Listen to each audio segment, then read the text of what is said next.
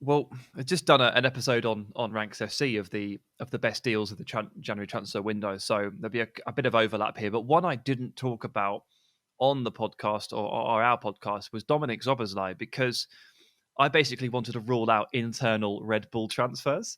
I wanted to kind of reward and talk about, when you're discussing the best move of the window, January is notoriously difficult. It's a hard place to maneuver. You're often up against it. You've probably come up against a glaring weakness. You've probably developed something of an injury list, or a need has arisen, and it's a tight window to maneuver in. And in a pandemic hit season, money is tight. So any club that has managed to get away with something here, that has managed to pull through a deal that's really helped them, they deserve lauding and rewarding with praise. And an internal Red Bull transfer, it just doesn't fit that bill. But we're talking about players here. We're talking about moves and players, and we're not necessarily talking about the best deal. So Szoboszlai is one that I now get to talk about. 23 million or so from Salzburg to Leipzig, activated that release clause. And let me just tell you, as a big fan of Dom, about as big as it gets for the last maybe 18 months or so, he was not ready for the kind of move that was being talked about early November, which was Arsenal. The hype train at some point overtook Szoboszlai, didn't it? With the Champions League highlights, with the screamers that he was scoring, I think people kind of would have realised if he'd have joined a club like Arsenal in January and become what would essentially be like a poster boy signing. He'd be the fulcrum of their attack. The pressure that this kind of player would inherit would be incredible. Szoboszlai's not there yet. What he gets to do now is convert those special moments that he produces every other game, or try to work on creating more of those and making them into full 90-minute performances where he dominates games, which is something that he struggled with even in the Austrian Bundesliga last season.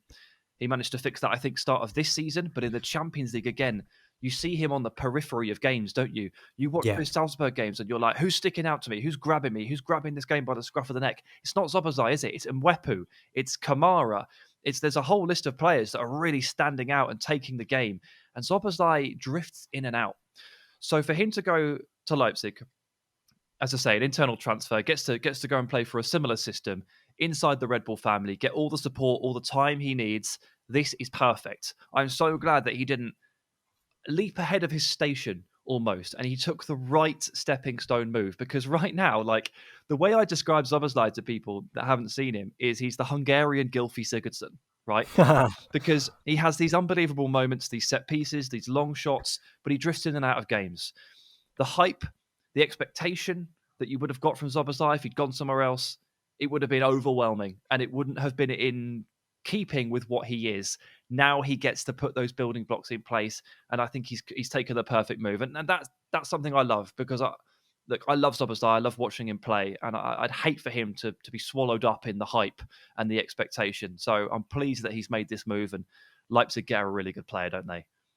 Yeah, I mean, you're right in saying that the hype could have broken him or swallowed him up, because realistically he hasn't played any sort of top level football apart from perhaps in international games, because he's been in the Austrian Bundesliga, and he's been playing in the by far and away the best team in the Austrian Bundesliga. And we kind of jumped on the bandwagon of describing him as a highlight reel footballer, because he is a highlight reel footballer, and that's one of his strengths. It's not to be used as a stick to beat him with, or as a drawback. He scored 6 goals direct from free kicks between September 2019 and September 2020. I mean, they're ridiculous numbers. I mean, it's like the Hungarian James Ward-Prowse. It turns free kicks into penalty situations. But I think he's made a good move. Obviously, it's an internal Red Bull transfer, but he comes in to a club which is obviously going to nurture him. There's a stepping stone element to it. Moving up the Red Bull gears, so to speak. And I think that with Julian Nagelsmann there, he's obviously a very tactically innovative coach. If there was going to be anybody in world football who was perhaps going to be patient with him, maybe really nurture him to become this consistent player, then I think it would be someone of Nagelsmann's ilk. Someone who's, I mean, in his managerial terms, equally very young, just like Szoboszlai. So he's going to understand that he's going to be learning. you know, a lot of Nagelsmann's background has been working with young players. So I think from a coach-player relationship standpoint, there's everything to suggest that, you know, he'll do well there.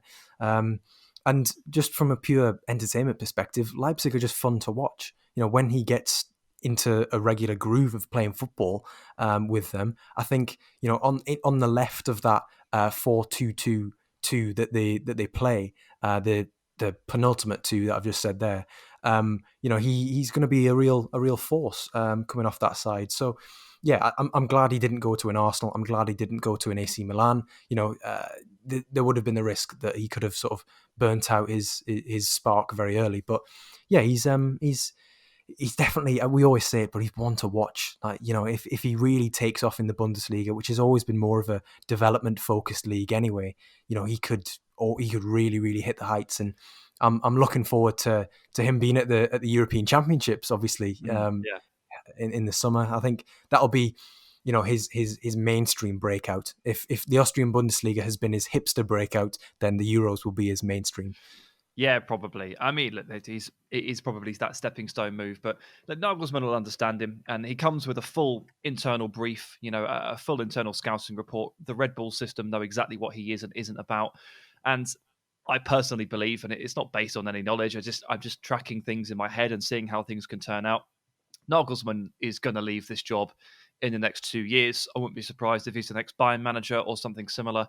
And I think that Jesse Marsch will end up making the move, you know, just as he already has done, from New York into Salzburg and then from Salzburg into Leipzig. And if Szoboszlai's still there when that happens, then Jesse Marsch is a man who has played a huge role in Szoboszlai's early career, in understanding him, in motivating him, in developing him, and improving him in many different ways. You know, he started the process of turning Szoboszlai into a moments player, into a more dominant player in the Austrian Bundesliga. That needs to happen another few levels now. And I can see a situation in 18 months' time where these two are actually reunited, and that's when Szoboszlai really starts to catch fire.